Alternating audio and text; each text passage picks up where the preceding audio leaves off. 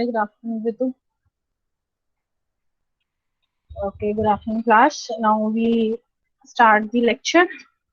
Last lecture में class हम लोगों ने ऑलरेडी डिस्कस किया था qualifications, duties, rights, liabilities of an auditor.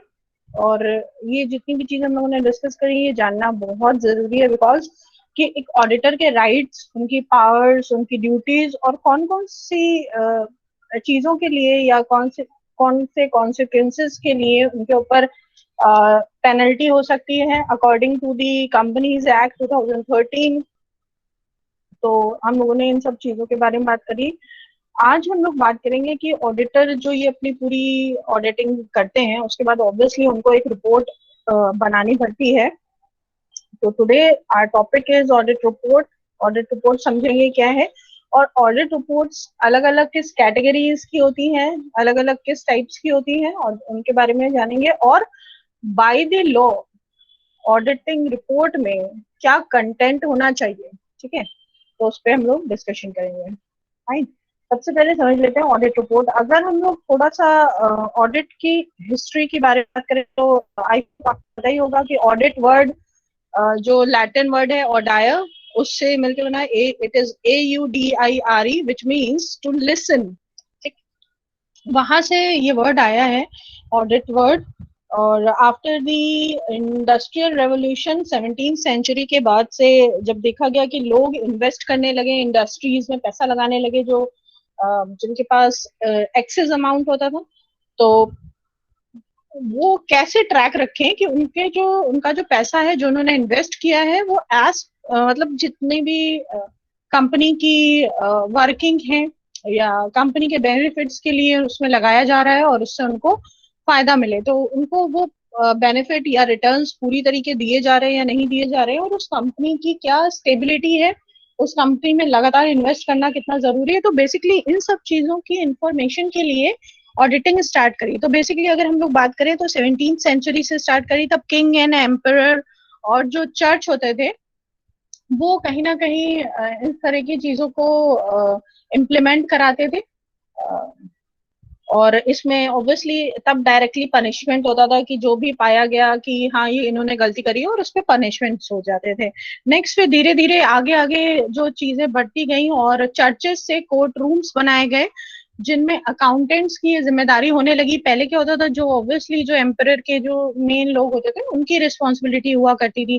फिर 17th सेंचुरीज के बाद की बात अगर हम लोग करें 18th सेंचुरी के अप्रॉक्स तक, वहां पर अकाउंटेंट्स की रिस्पॉन्सिबिलिटी होती थी। वो ढूंढ के देते थे कि किस चीज पे फ्रॉड हो रहा है, जो पैसा लोगों ने लगाया हुआ है, जो एलीट क्लास के लोग हैं उनके पैसे का ठीक से यूज हो रहा है या नहीं हो रहा है, और बिजनेस जो रन हो रहा है वो प्रॉफिट मेकिंग बिजनेस एज है या नहीं है। देन उसके बाद अगर हम लोग 19th सेंचुरी की बात करें तब प्रोफेशनल्स अकाउंटेंट्स बने लगे और उनको हायर किया जाने लगा, और उसी के साथ में लॉयर्स भी हायर होने लगे to check the balance sheet और फाइनेंशियल जो भी मैटर्स थे उनको चेक किया जाने लगा। और फिर अगर हम लोग अभी करंट में बात करें तो भी हम देखते ही हैं, ऑब्वियसली हमें पता ही है कि ऑडिट रिपोर्ट तैयार करी जाती है। तो बेसिकली अब इंफॉर्मेशन गैदर करने के लिए जब एक ऑडिटर अपनी पूरी रिस्पॉन्सिबिलिटी बियर करता है तो उसको एक रिपोर्ट पूरी बनानी पड़ती है।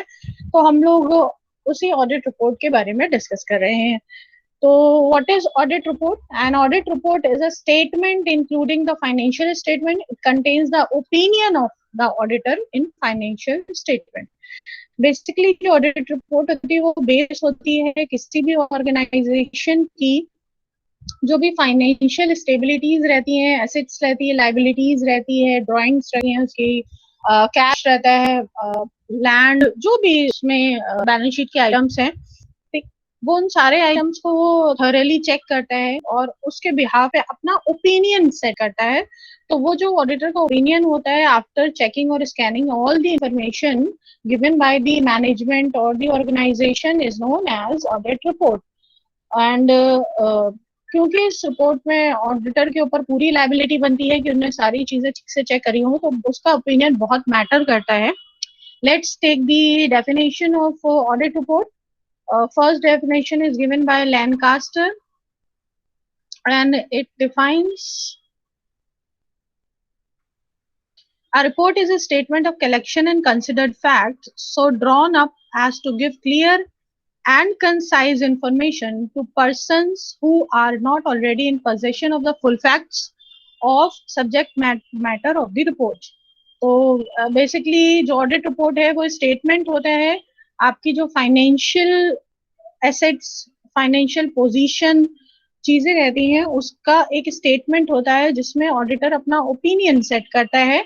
और ये जो ओपिनियन होता है, ये जो इंफॉर्मेशन होती है, ये उन लोगों के लिए होती है जिनके पास फुल फैक्ट और फिगर्स या फुल इंफॉर्मेशन उस कंपनी की नहीं पहुंच पाती है। फॉर एग्जाम्पल, उनके सप्लायर्स, उनके investors, share holders, debenture holders, employees सब जानना चाहते हैं करंट में बिजनेस की क्या पोजीशन चल रही है और इसमें कितना इन्वेस्ट करना जरूरी है या कितना हम इन्वेस्ट कर सकते हैं, हमें रिटर्न्स मिलेंगे या नहीं, सब जानना चाहते हैं। तो ऑब्वियसली ऑडिटर के ऊपर ये रिस्पॉन्सिबिलिटी होती है कि उन्हें करेक्ट फैक्ट या सही फैक्ट बताएं, तो वो अपने ऑडिट रिपोर्ट में ही उन्हें मेंशन करते हैं।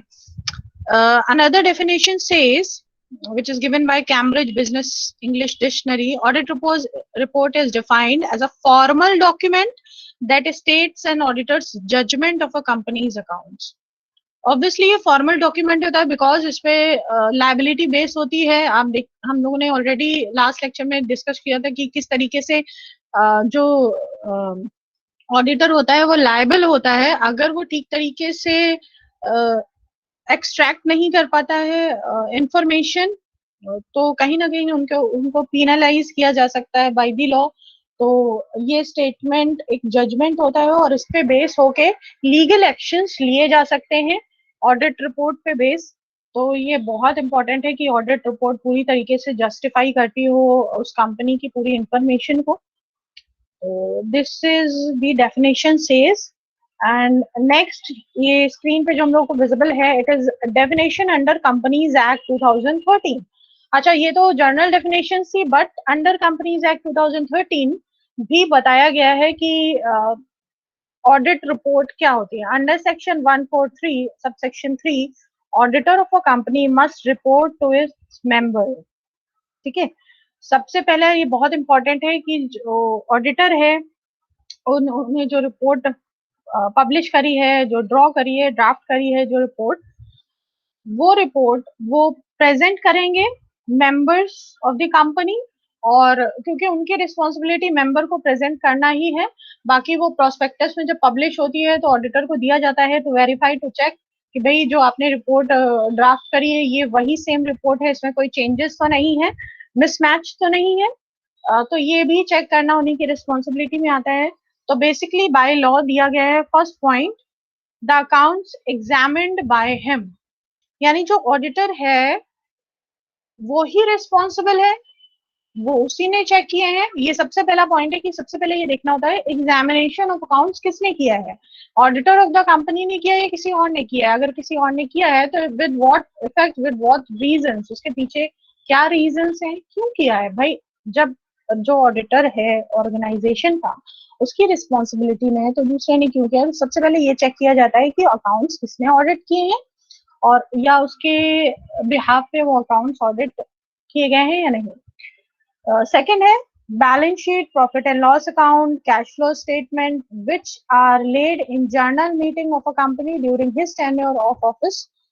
ऑब्वियसली पहला पॉइंट था कि ऑडिटर ही एग्जामिन करेगा उस पर्टिकुलर ऑर्गेनाइजेशन के अकाउंट। सेकेंड थिंग इज कि जिस टेन्योर के अकाउंट्स है, मीन्स अगर हम लोग अभी करंट टाइम में 2020 और 21 के अकाउंट्स को ऑडिट किया जा रहा है तो 1 अप्रैल से 31 मार्च के बीच के ही अकाउंट देखेंगे 2021 के। ठीक, इसके पहले के नहीं देखेंगे क्योंकि जो अकाउंट्स ऑडिटेड किए गए हैं वो इसी जो ईयर है, जो फाइनेंशियल ईयर है, ये इसी ईयर के फाइनेंशियल जो भी प्रोस्पेक्ट्स हैं उन्हीं को देख के किया गया। तो सबसे पहले चेक किया जाएगा कि बैलेंस शीट किस ईयर की है, एसेट्स किस ईयर की है, हर चीज को ये वेरीफाई किया जाएगा।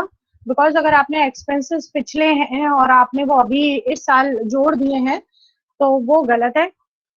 अगर जोड़े हैं तो क्यों जोड़े हैं, उनके पर्टिकुलर रीजंस आपको देने पड़ेंगे। देन थर्ड पॉइंट है the document declare to the attach to the balance sheet and profit and loss account. Obviously जो आपने बैलेंस शीट में और प्रॉफिट एंड लॉस अकाउंट में जो आपने चीजें दी है, लाइक कैश एट बैंक दिया है आपने, तो बैंक में जो कैश है उसका प्रूफ आपको देना पड़ेगा। डॉक्यूमेंट्स डिक्लेयर करें कि हाँ भाई जितना आपने मेंशन किया है उतना ही अमाउंट आपके बैंक में है, तो बैंक के स्टेटमेंट्स लगते हैं, प्रूफ्स लगते हैं। तो बेसिकली, या इवन आपने कोई लैंड खरीदा है, कोई मशीन परचेज करी है, तो उससे रिलेटेड इनवॉइसेस आपके पास हैं या नहीं है। तो बेसिकली जितने भी बैलेंस शीट के आइटम्स है, प्रॉफिट एंड लॉस के आइटम्स है, उनके सारे डॉक्यूमेंट्स आपको आपके पास होने चाहिए, ऑडिटर के पास में।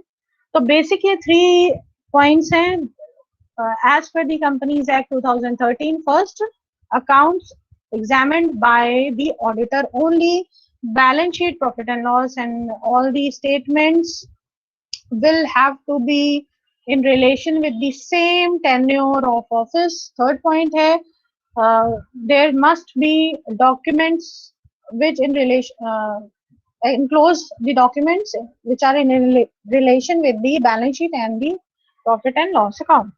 ओके तो नेक्स्ट आ जाते हैं हम लोग कंटेंट।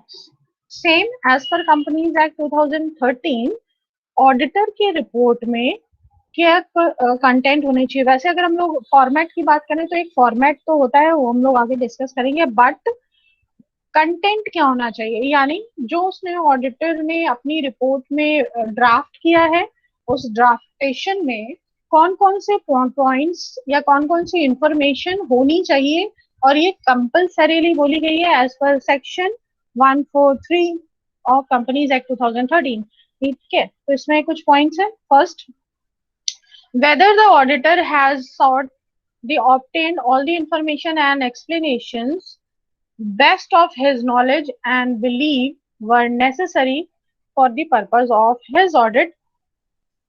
It means कि जो भी प्रॉफिट एंड लॉस में जो भी जितने भी आइटम्स दिए गए हैं, ट्रेडिंग अकाउंट में जितने भी आइटम्स दिए गए हैं, बैलेंस शीट में जितने भी आइटम्स दिए गए हैं, वो आपकी पूरी इंफॉर्मेशन को एक्सट्रैक्ट कर पा रहे हैं या नहीं, या उसके अलावा भी आपने कोई इंफॉर्मेशन और मैनेजमेंट से मांगी है। तो पहली ये बात है, सारी इंफॉर्मेशन ड्रॉ होनी चाहिए। सेकेंड है, whether in his opinion proper books of accounts as required by law have been kept by the company. जितनी भी अकाउंट बुक्स हैं, फॉर एग्जाम्पल अगर आपकी सर्विस अवेल कराने वाली कंपनी है, जैसे हम लोग सर्विसेज देने वाली बहुत सारी हैं, जैसे होटल्स हो गए, डॉक्टर्स अपनी सर्विसेज देते हैं, तो अगर आपकी ऐसा कुछ रजिस्ट्रेशन है जो सर्विसेज देती है, तो आप सर्विसेज से रिलेशन में जितनी भी आपकी बुक्स बननी होंगी, अकाउंट बुक्स बनती हैं जो भी, ठीक है, वो सारी बुक्स आपने मेंटेन करी है या नहीं करी है, आपके पास वो सारी बुक्स हैं या नहीं है, या आपके अगर मैन्युफैक्चरिंग होती है, आपके यहाँ सेलिंग होती है, ठीक, जो भी आप प्रोडक्ट बना रहे हो, जो भी आप सर्विसेज बना रहे हो, आपने सारे account books as per generally accepted accounting principles आपने मेंटेन करी है या नहीं करी है। बिकॉज अगर ऑडिटर विजिट करते हैं तो वो सारी अकाउंट बुक्स को जरूर वेरीफाई करते हैं। तो second thing is account books आपने बनाई है ताकि जो ऑडिटर है वो अपना ओपिनियन ड्रॉ कर सके। नेक्स्ट हम लोग बात करें, सी पॉइंट है, whether the report on the accounts of any branch office of the company audited under subsection 8 by the person other than the company's auditor has been sent to him and the manner in which he has dealt with it in preparing his report. Second thing is, अगर आपकी बहुत बड़ी company है, for example भाई टाटा वाले हैं, उनके obviously बहुत सारी ब्रांचेस हैं, बहुत सारी कंपनीज हैं, तो एक ऑडिटर तो पूरी ऑडिटिंग नहीं कर पाता, तो उनके पास ऑडिटिंग टीम होती है। तो जो ब्रांच के अकाउंट्स ऑडिट हुए या जो सिस्टर कंसर्न कंपनी है उसके अकाउंट्स ऑडिटेड हुए, तो आपने उन ऑडिटेड अकाउंट की इंफॉर्मेशन क्या हेड ऑफिस सेंड करी है या अलग अलग वेरीफाई करी है, किस तरीके से आपने किया। तो एज पर सबसेक्शन 8 जो भी रूल्स रेगुलेशंस दिए गए हैं उसके अकॉर्डिंग आपने ब्रांच ऑफिस की रिपोर्ट तैयार करी है या नहीं। ब्रांच के अलग से डॉक्यूमेंट्स वेरीफाई किए जाते हैं, ब्रांच की अलग से बुक्स मेंटेन होती है, उनकी एसेट्स अलग से होती है, उनके एम्प्लॉइज अलग से होते हैं, हर चीज अलग से आपको वेरीफाई करनी होगी। तो उसकी इंफॉर्मेशन आप अलग से मांगोगे कि ये अलग अलग इनकी ब्रांचेस है, जैसे एसबीआई की बहुत सारी ब्रांचेस है, तो अलग अलग ब्रांचेस के अकाउंट्स अलग अलग ने अगर जो ऑडिटर है उन्होंने ऑडिट किए हैं तो वो पूरी रिपोर्ट हेड ऑफिस सेंड करेंगे। नेक्स्ट पॉइंट है D point, whether the company's balance sheet and profit and loss account dealt within the report are in agreement with the books of accounts and returns। जो balance sheet है जो book है क्या वो दोनों match कर रहे हैं, यानी आपने जो भी डॉक्यूमेंट सबमिट किए हैं, जो भी बुक्स सबमिट करी है, और उन बुक्स के साथ में जो आपने रिपोर्ट सबमिट करी है, ठीक है, वो सारी चीजें मैच हो रही है कि नहीं। पता चला आपकी बैलेंस शीट तो बोल रही है कि आपके पास इतना सारा कैश है, लेकिन एक्चुअल में जब हम बुक्स में देख रहे हैं, एंट्रीज देख रहे हैं, जर्नल एंट्रीज करी जा रही है, डेबिट और क्रेडिट साइड मैच कराया जा रहा है, तो लास्ट में वो मैच नहीं हो रहा है। क्यों नहीं मैच हो रहा है? तो ये सारे डिस्क्रिमिनेशंस देखे जाएंगे, और अगर डिस्क्रिपेंसीज देखी जाएंगी इफ फाउंड, तो ये मैच होना चाहिए। देन नेक्स्ट है whether in his opinion the financial statement comply with accounting standards। उसके बाद चेक किया जाता है कि जो फाइनेंशियल स्टेटमेंट है, यानी कि balance sheet, profit and loss और ट्रेडिंग अकाउंट, ये जो पूरे फाइनेंशियल स्टेटमेंट है ये एज पर अकाउंटिंग स्टैंडर्ड आपने बनाए हैं या नहीं, यानी कि as per GAAP, generally accepted accounting principles आपने बनाए या नहीं। यानी फॉर एग्जाम्पल जो डेप्रिसिएशन का प्रोसेस होता है ना, कि डेप्रिसिएशन के दो तरीके हैं, या तो आप रिटन डाउन वैल्यू लेते हो या आप स्ट्रेट लाइन मेथड यूज करते हो। आपने कौन सा मेथड यूज किया है? रिटन डाउन यानी डिमिनिशिंग वाला, घटते जो जिसमें अमाउंट डिक्रीज होता रहता है, या आपने स्ट्रेट 10% मान के आप अकॉर्डिंग टू टू द, अगर हम लोग जनरली एक्सेप्टेड अकाउंटिंग प्रिंसिपल्स देखें तो ये दो प्रोसेसेस हैं जो एक्सेप्टेबल हैं, आपने इसमें से कौन सा यूज किया है, ठीक है, आपको ये मेंशन करना पड़ेगा, आपको ये कहीं ना कहीं ये बताना पड़ेगा। तो इट मीन्स कि आपके अकाउंट्स एज पर दी स्टैंडर्ड मेंटेन किए गए हैं या नहीं। अगर नहीं किए गए हैं तो क्यों नहीं किए गए हैं, आपको ये रिप्लाईज देने पड़ेंगे। नेक्स्ट है the observation of comments of the auditor on the financial transactions और matters which have any adverse effect of the on the functioning of the company। अगर कोई कमेंट्स है या ऑडिटर ने कुछ ऑब्जर्व किया है, लाइक अगर हम लोग डेप्रिसिएशन के फॉर्मूले को ही ले लेते हैं, आपने कुछ अलग ही अपना यूज किया है, और जो फॉर्मूला यूज किया है और ये अकॉर्डिंग टू दी स्टैंडर्ड्स नहीं है, तो ऑब्वियसली आपकी जो ऑडिट रिपोर्ट है उसमें एक एडवर्स इफेक्ट आएगा, और आप क्या ऑडिटर ने ये इंफॉर्मेशन उसमें एक्सट्रैक्ट करी है या नहीं, ऑडिटर को ये मेंशन करना पड़ेगा कि एज पर दी स्टैंडर्ड इन्होंने अकाउंट्स मेंटेन नहीं किए हैं। तो उनका कमेंट्स, उनके ऑब्जर्वेशंस ऐसे होने ही चाहिए जो जिसका इम्पैक्ट उनकी रिपोर्ट पर पड़ रहा हो, या उनकी रिपोर्ट से रिलेशन में ही उनके कमेंट्स या एक्सप्लेनेशंस होने चाहिए, ठीक है।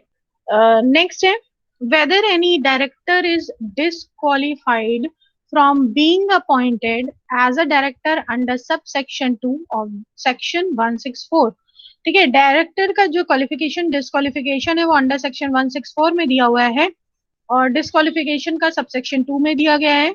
अगर कोई डायरेक्टर है जो डिस्क्वालिफाई है बट आपने उनको डायरेक्टर बनाया हुआ है, आपने उनको रिस्पॉन्सिबिलिटी दी गई है, तो क्या बेनिफिट्स आपको उससे अर्न हो रहे हैं, आपको वो मेंशन करना पड़ेगा, आपको ये देना पड़ेगा कि ये एलिजिबल नहीं है, और तब भी उनको डायरेक्टर की पोस्ट दी गई है, ठीक। तो इस तरह की भी इंफॉर्मेशन है, वो भी देना बहुत इंपॉर्टेंट है, क्योंकि ये माना जाता है ना कि आपने किसी को बेनिफिट देने के लिए तो डायरेक्टर नहीं बना दिया है, आपने मैनिपुलेशन के लिए तो डायरेक्टर नहीं बना दिया है।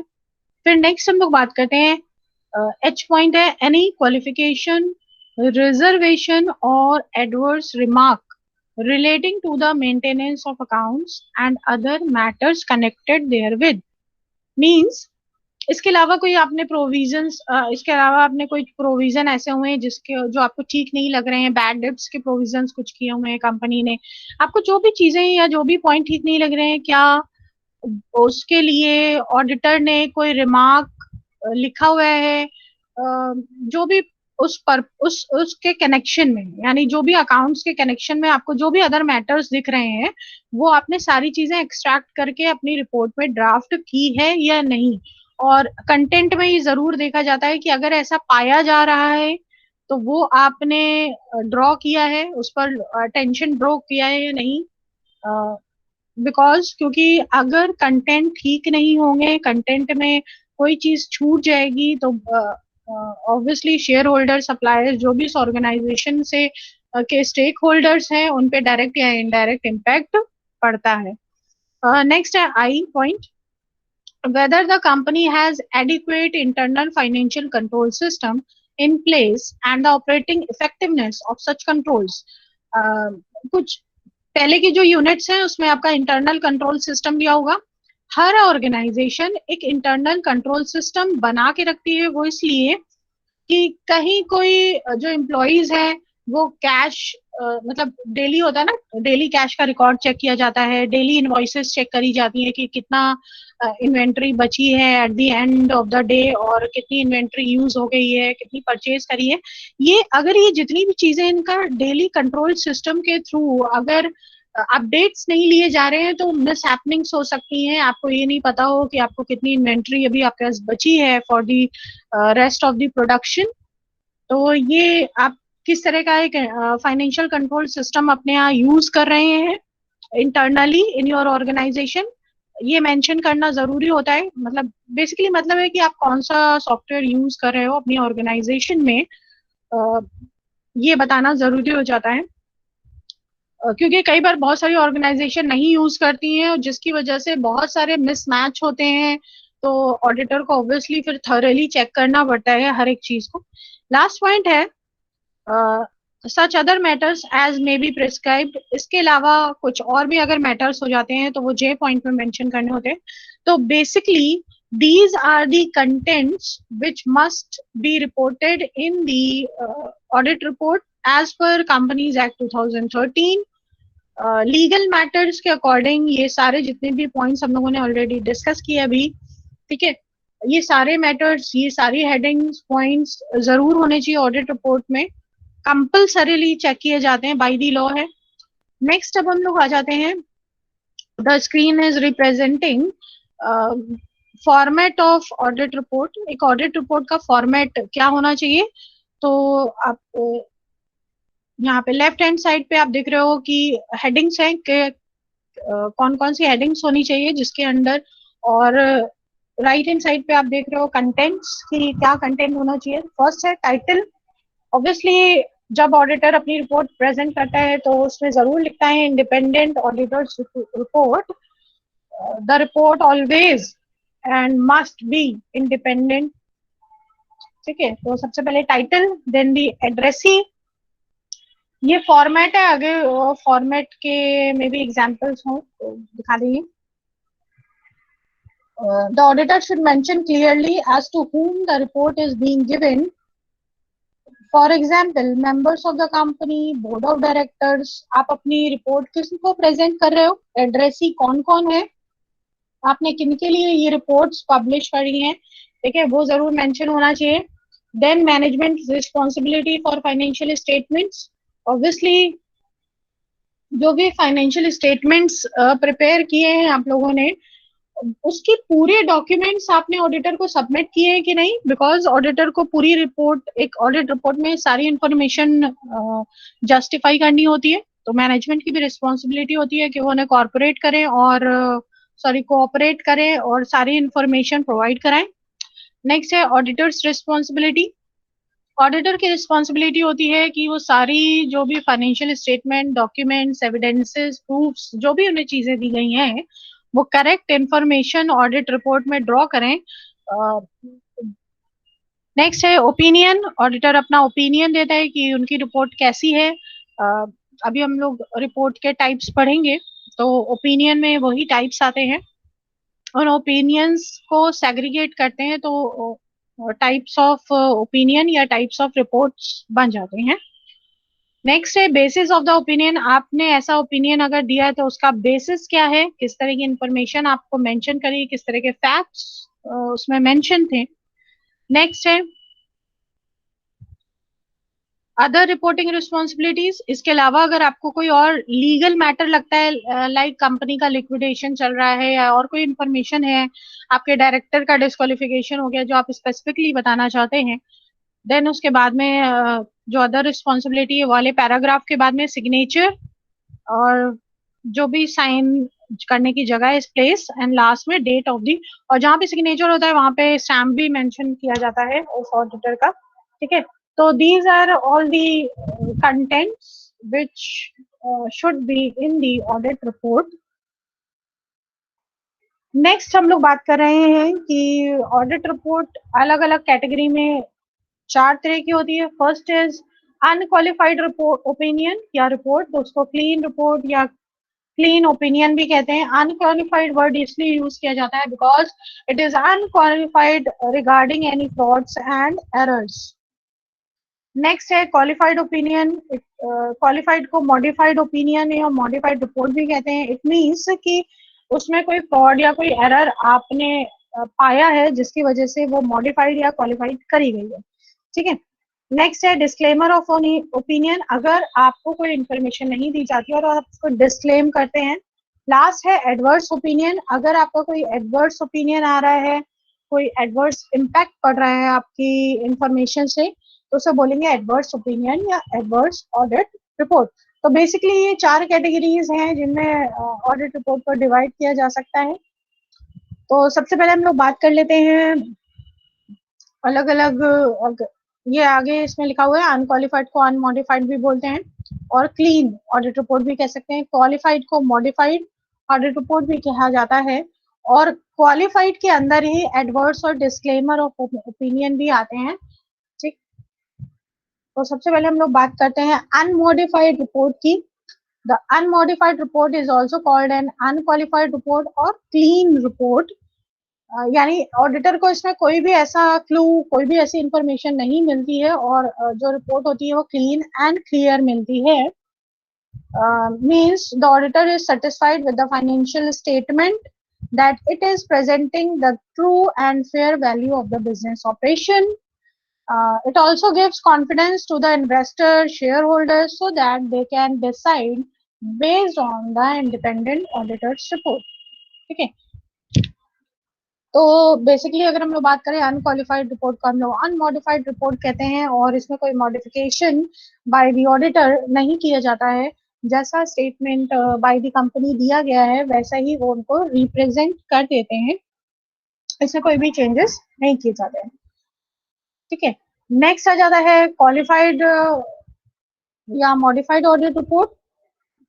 बेसिकली इसमें जो इंफॉर्मेशन होती है is regarding the books of accounts, profit and loss, balance sheet, और जो ये इनका रिप्रेजेंटेशन है in the view of the auditor, इसमें लैक ऑफ कंफर्मिटी होती है, कहीं ना कहीं थोड़ा सा लैकनेस लगता है डॉक्यूमेंट्स या कोई एज पर दी जनरली एक्सेप्टेड अकाउंटिंग प्रिंसिपल, कुछ ऐसी कमी रहती है जिसकी वजह से वो मॉडिफाइड करते हैं रिपोर्ट को, क्योंकि वो और इंफॉर्मेशंस मांगते हैं auditor from the management.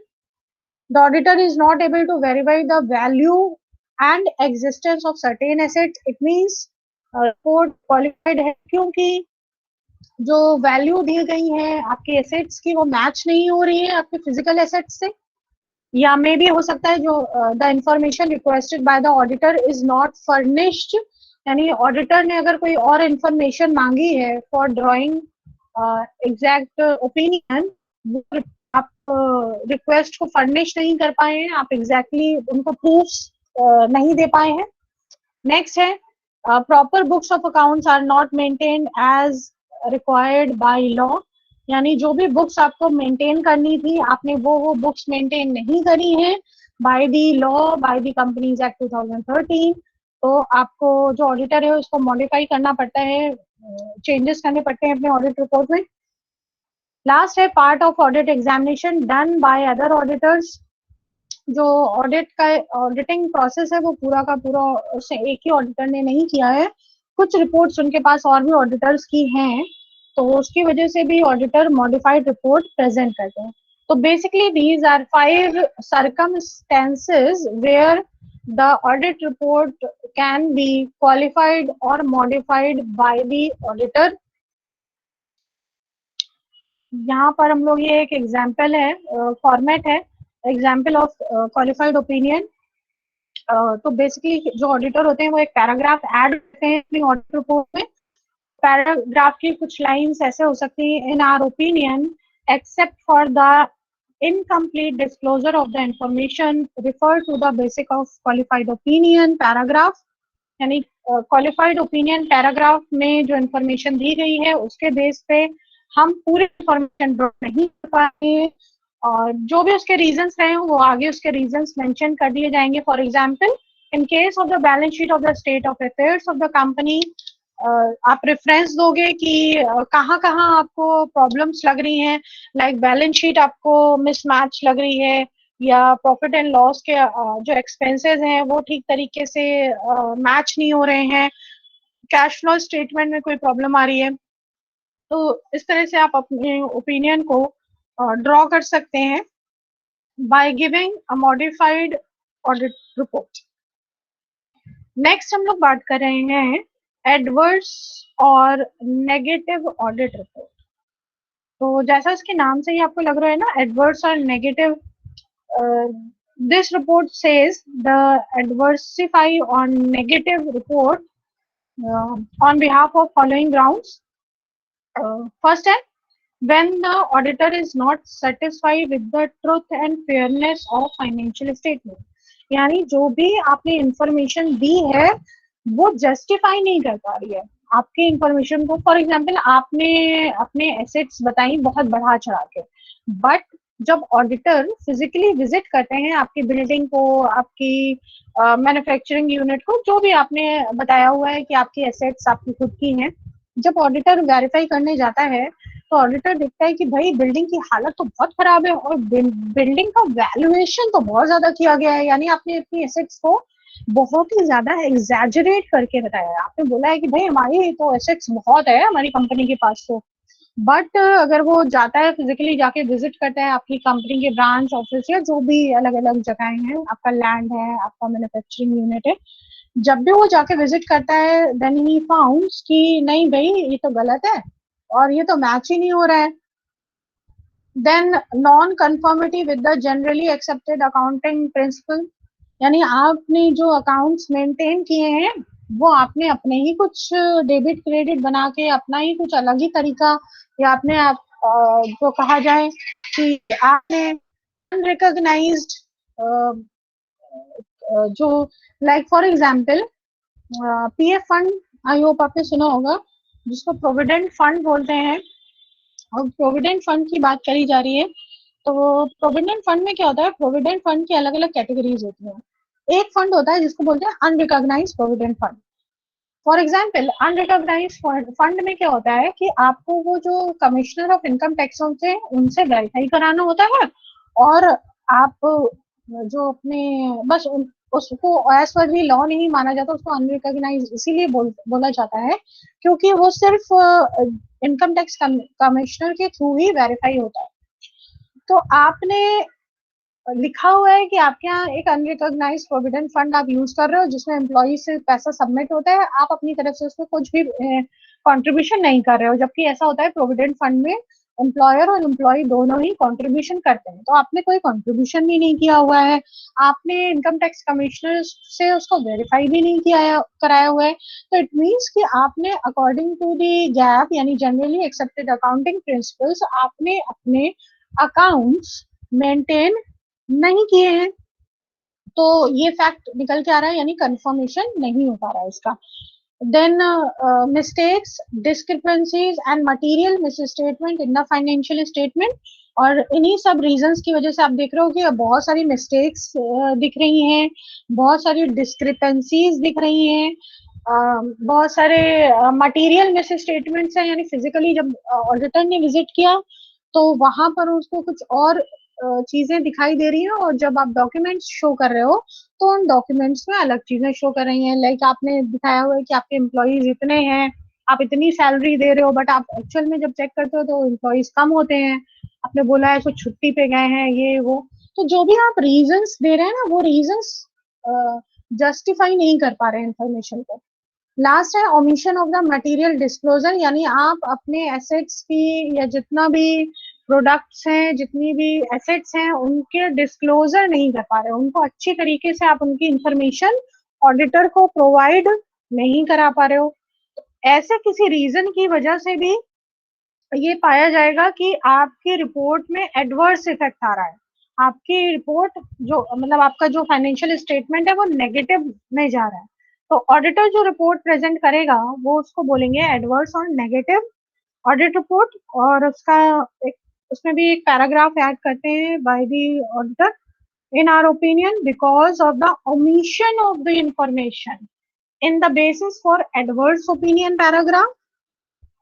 Basically वो भी इसी तरह से एक पैराग्राफ लिखते हैं और इस पैराग्राफ में लिख देते हैं किस बेस पे है आपने एडवर्स ओपिनियन दिया है। तो बैलेंस शीट में इंफॉर्मेशन करेक्ट नहीं है, प्रॉफिट एंड लॉस में इंफॉर्मेशन करेक्ट नहीं है, मटेरियल मिस स्टेटमेंट्स हैं, डिस्क्लोजर नहीं हो पा रहा है, इस तरह की इंफॉर्मेशन देखकर ऑडिटर अपनी ऑडिट रिपोर्ट में एक पैराग्राफ ऐड कर देते हैं जिसको बोलते हैं एडवर्स ओपिनियन। और इसके हिसाब से जब एडवर्स ओपिनियन पैराग्राफ ऐड हो जाता है तो उस रिपोर्ट को एडवर्स और नेगेटिव ऑडिट रिपोर्ट बोला जाता है। नेक्स्ट आ जाता है डिस्क्लेमर ऑडिट रिपोर्ट। और इसके नाम से ही लग रहा है ना डिस्क्लेमर, जैसे कोई भी मूवी स्टार्ट होती है, कोई भी सीरियल स्टार्ट होता है ना, उससे पहले एक डिस्क्लेमर आता है, आपने देखा होगा। तो उसी तरीके की ये डिस्क्लेमर रिपोर्ट है। यहाँ पर द ऑडिटर में डिस्क्लेम और refuse opinion on the accounts, यानी ऑडिटर कहता है मुझे जितनी इंफॉर्मेशन मिली वो सफिशिएंट नहीं थी, तो मैं अपना ओपिनियन कैसे दे सकता हूँ, उसके बिहाफ पे जितनी इंफॉर्मेशन है मैं डिस्क्लेम करता हूँ कि ये इंफॉर्मेशन ये पॉइंट्स मेरे को नहीं पता चल पाए हैं। तो जैसे for example the auditor has not been able to obtain sufficient information to form his opinion, यानी वो डिस्क्लेम कर देता है कोई भी ओपिनियन देने से कि भाई हम कोई इंफॉर्मेशन इसमें से एक्सट्रैक्ट नहीं कर पा रहे हैं क्योंकि मेरे पास पूरे एविडेंसेस या पूरी जो इंफॉर्मेशन है वो हमें मैनेजमेंट के तरफ से नहीं दी गई है। ये कई बार होता है, कई बार ऐसी इंफॉर्मेशन होती है ना जो कंपनीज नहीं देना पसंद करती है। लाइक जैसे बहुत सारी कंपनीज है जो फूड आइटम बनाती है, वो अपने इनके इंग्रेडिएंट्स का रेशियो नहीं बताते, कितना यूज कर रहे हैं, कौन सा केमिकल यूज कर रहे हैं, तो वो मिस्ट्री केमिकल या मिस्ट्री इंग्रेडिएंट करके उसको ऐड कर लेते हैं, क्लियरली मतलब मेंशन नहीं करते। Then the audit examination is not adequate to form an opinion, यानी जो audit का examination हम कराए हैं ऑडिटर ने वो adequate नहीं है मेरे opinion formation के लिए। Last point है there are some material or undetermined items in audit examination। ऐसे बहुत सारे मटेरियल हैं जो स्टेटेड हैं, जो मेंशन है अपने एसेट्स में अपने दिखा रखे हैं, इन्वेंट्री में दिखा रखे हैं, बट फिजिकली वो अवेलेबल नहीं हो पा रहे हैं हमें। तो this is all about disclaimer report. The auditor may disclaim और refuse to give any opinion. तो यहाँ पर एक पैराग्राफ होता है जो ऐड करता है ऑडिटर अपने ऑडिट रिपोर्ट में। It says we were engaged to audit the financial statement of this and this company which comprises the balance sheet statement profit and loss, सारी चीजें उन्होंने दिखाई, including a summary of significant accounting policies। Means जितनी भी चीजें उन्होंने provide करी हमने वो सारी चीजें चेक करी हैं, but we do not express an opinion on accompanying financial statement of the entity.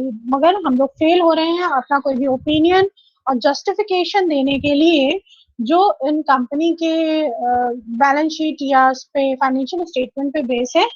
तो वो क्या वो लास्ट में लिखते हैं, उसको समराइज करता है।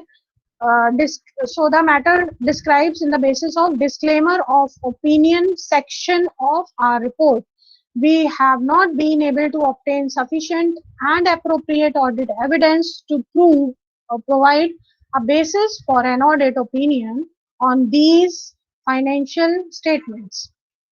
Basically disclaimer of opinion में वो रिफ्यूज कर देते हैं ऑडिटर कोई भी ओपिनियन देने से, इसीलिए उसको बोला जाता है disclaimer of opinion. Fine. So this is all about the types of audit report, content and format of audit report. I hope ये आपको अच्छे से clear हुआ होगा. And class आप सबने अपनी attendance mention कर दी है. Please class अपनी attendance mention कर दीजिए with your sections. Tanya, Shifali, Raksha, Ayushi, Snehil, rest. Others, please mention your attendance. Yes, Shrishti, Jaya, more. Vaishnavi, Tulika, Agya, Preeti.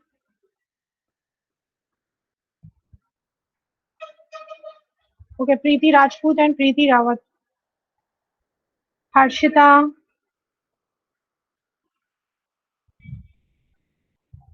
Anuj, Prakhar, Sadhana.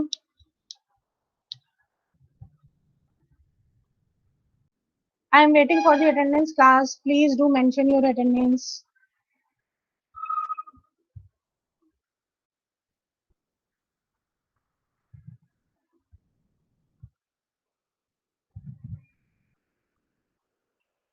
Raksha, mention the attendance, beta.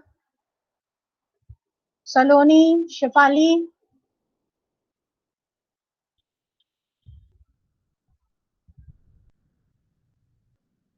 Okay, good. Everybody has given the attendance. Okay, then. Thank you, class.